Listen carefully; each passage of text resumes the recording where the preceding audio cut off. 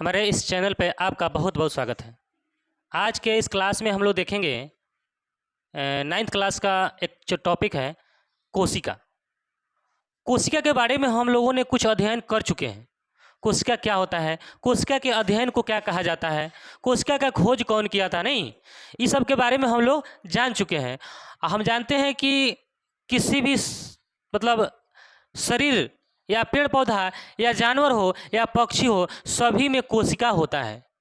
हम लोग कोशिका को जिलाने के लिए खाते हैं पीते हैं, नहीं, कोशिका जब तक जीवित है मनुष्य या पेड़ पौधा या पक्षी जीवित है कि नहीं।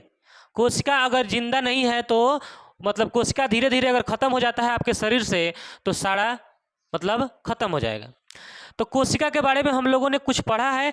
आज हम लोग कोशिका के बारे में पढ़ेंगे कि कोशिका विकास के आधार पर कोशिका कितने प्रकार के होते हैं। नहीं, विकास के आधार पर क्या लिखे हैं यहाँ पे, विकास के आधार पर कोशिका का प्रकार। कोशिका, देखिए कोशिका के बारे में हम बहुत बार बार कोशिका कोशिका कोशिका कोशिका चिल्ला रहे हैं, तो इधर ध्यान दीजिएगा कि कोशिका बहुत ही इंपॉर्टेंट है बायोलॉजी के लिए। बायोलॉजी के लिए कोशिका बहुत ही इंपॉर्टेंट है। कोशिका का खोज कौन किया था? रॉबर्ट हुक ने किया था 1665 ईस्वी में। और अब कोशिका का प्रकार देखिए, पेड़ पौधा में अलग कोशिका होता है, मनुष्य में अलग कोशिका होता है, मनुष्य में भी होता है, पेड़ पौधा में भी होता है और जीवाणु विषाणु में भी होता है। तो देखिएगा कोई कोई जानवर जीव जो छोटा होता है तो उसमें कोशिका छोटे न रहेगा, जैसे जैसे उस जीव का विकास होता है उसकी कोशिका का भी विकास होता है। तो हम लोग को आज पढ़ना है विकास के आधार पर, जैसे छोटा था तो उसका कोशिका कैसा है, तो विकास के आधार पर कोशिका का प्रकार। इसी क्लास में इसको समझने का प्रयास करेंगे और इस क्लास में हम ये दोनों का प्रकार जो लिखाए हुए हैं इसको इसी क्लास में याद करा देंगे। तो मेरे इस वीडियो को अगर अंत तक देखते हैं तो आपको यह जरूर याद हो जाएगा, ठीक है। तो ध्यान से देखिए, विकास के आधार पर सबसे पहले कोशिका दो प्रकार के। विकास के आधार पर कोशिका कितने प्रकार के हैं? दो प्रकार के। मेरे साथ आप लोग बोलते चलिए, एनर्जी के साथ बोलिए। पढ़ाई जो है, पढ़ाई लोग कहता है कि पढ़ाई में एनर्जी नहीं खत्म होता, बहुत खत्म होता है। बोलने से एनर्जी बड़ा खत्म होता है। एनर्जी समझ रहे, ऊर्जा जितना मेहनत करने से नहीं होता है ना, जितना बोलने से एनर्जी खत्म होता है। इसलिए मेरे साथ बोलिएगा तो हमको भी अच्छा लगेगा। विकास के आधार पर कोशिका कितने प्रकार के? दो प्रकार के। अब दोनों को याद कर लीजिए। प्रोकैरियोटिक कोशिका, प्रोकैरियोटिक कोशिका, कैरियोटिक कोशिका। देखिए दोनों में कैरियोटिक लगा हुआ है, देखिएगा कैरियोटिक, कैरियोटिक, मेरे साथ याद करिए, कैरियोटिक। तो यहाँ पे प्रोकैरियोटिक यूकैरियोटिक कोशिका दो प्रकार के, प्रोकैरियोटिक कोशिका यूकैरियोटिक कोशिका, ठीक है। प्रोकैरियोटिक, मेरे साथ याद करिए, प्रोकैरियोटिक, प्रोकैरियोटिक कोशिका, यूकैरियोटिक कोशिका। कोशिका दो प्रकार के, प्रोकैरियोटिक यूकैरियोटिक, प्रोकैरियोटिक यूकैरियोटिक। अब प्रोकैरियोटिक यूकैरियोटिक समझ गए, दो प्रकार के। अब प्रोकैरियोटिक क्या होता है, यूकैरियोटिक क्या होता है, माने अब प्रोकैरियोटिक कोशिका। अब देखिए कोशिका का अलग अलग प्रकार जो है ना, तो प्रोकैरियोटिक कोशिका किस में पाया जाता है और यूकैरियोटिक कोशिका किस में पाया जाता है। तो प्रोकैरियोटिक जो कोशिका है इसके बारे में अध्ययन करते हैं थोड़ा। देखिए यह जो होता है अविकसित कोशिकाओं का समूह जो अविकसित जीवों में पाए जाते हैं। अविकसित होता है मतलब उसका विकास ज़्यादा नहीं होता है, मतलब वह बहुत मतलब उस जीव में वैसा जीव जो अविकसित है, मतलब पूरा तरह से विकास नहीं हुआ, हाथ पैर ये सब बढ़िया से नहीं हुआ। जैसे हम लोग का हाथ पैर सब कुछ हो गया है ना, हम लोग का विकास हो गया है, लेकिन कुछ ऐसा जीव है जिसका विकास पूरा तरह से नहीं हुआ है। उस जीव का नाम है आपका जीवाणु। जीवाणु का नाम सुने हैं? बैक्टीरिया जिसको कहते हैं, विषाणु, कवक, लाइकेन, शैवाल, प्रोटोजोआ, ये सब जो जीव है यह सब अभी विकसित नहीं हुआ है, अभी पूरा तरह से विकसित जैसे हम लोग का शरीर है ना उस तरह से यह जीव का विकास अभी तक नहीं हुआ है। तो वैसे जीव, जिस जीव का विकास नहीं हुआ है वैसे जीव में पाया जाता है प्रोकैरियोटिक कोशिका। जैसे आप देख रहे हैं विषाणु, समझते हैं ना, विषाणु वायरस को कहा जाता है। वायरस जो कोरोना वायरस चला है ना, कोरोना वायरस इसी विषाणु का कहता है। तो जो वायरस है वो वायरस निर्जीव होता है, जैसे ही सजीव के संपर्क में जाता है वो अभी सजीव हो जाता है। हम बताते ना कि अगर यहाँ पर है कोरोना तो 24 घंटा तक जब तक इसको हम छुएंगे नहीं, यहाँ पर रखा हुआ है, इसमें कोरोना था, 24 घंटा तक अगर इसको हम नहीं छुएंगे तो ये कोरोना मर जाएगा।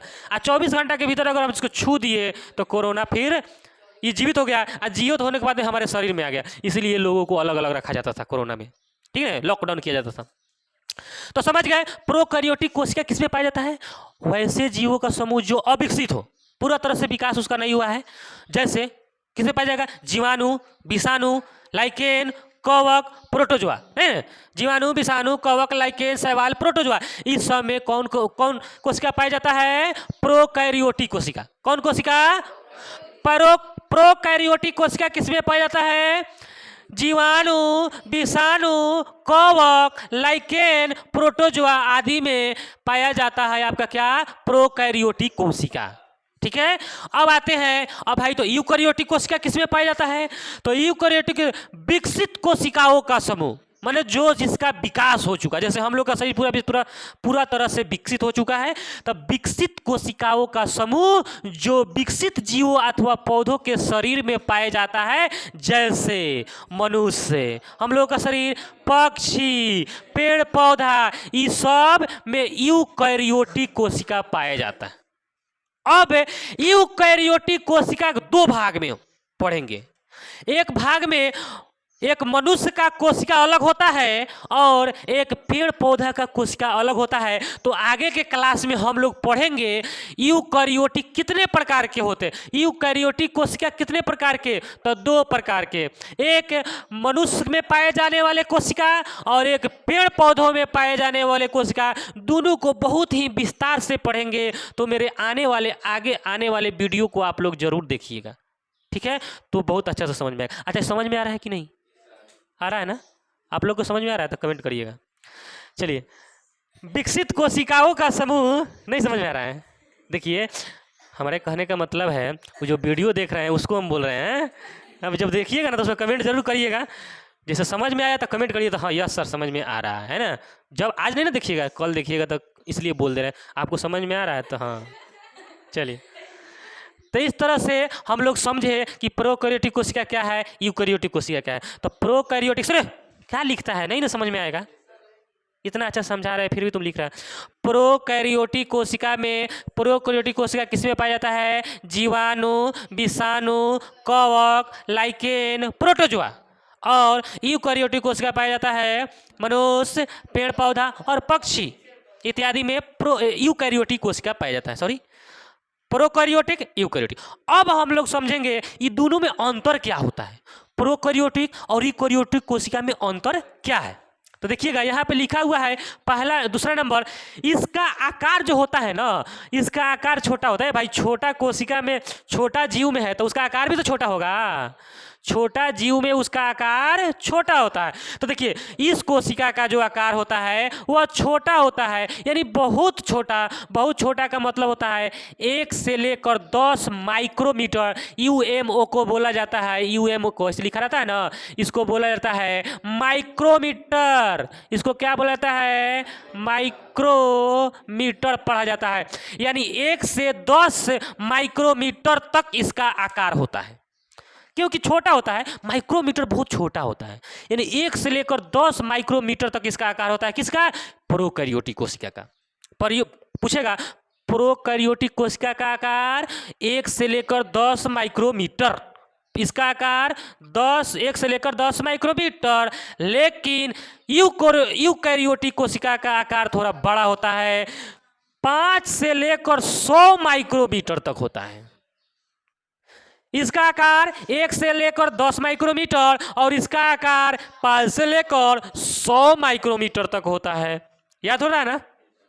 फर्स्ट नंबर हो गया, आकार हो गया 1 से लेकर 10 और 5 से लेकर 100 माइक्रोमीटर आकार होता है। ठीक है, इसमें केंद्रक अनुपस्थित रहता है, इसमें केंद्रक नहीं होता है। प्रोकैरियोटिक में केंद्रक नहीं पाया जाता है। क्या नहीं पाया जाता है? केंद्रक नहीं पाया जाता। ध्यान से देखिएगा, लिख रहा है तुमको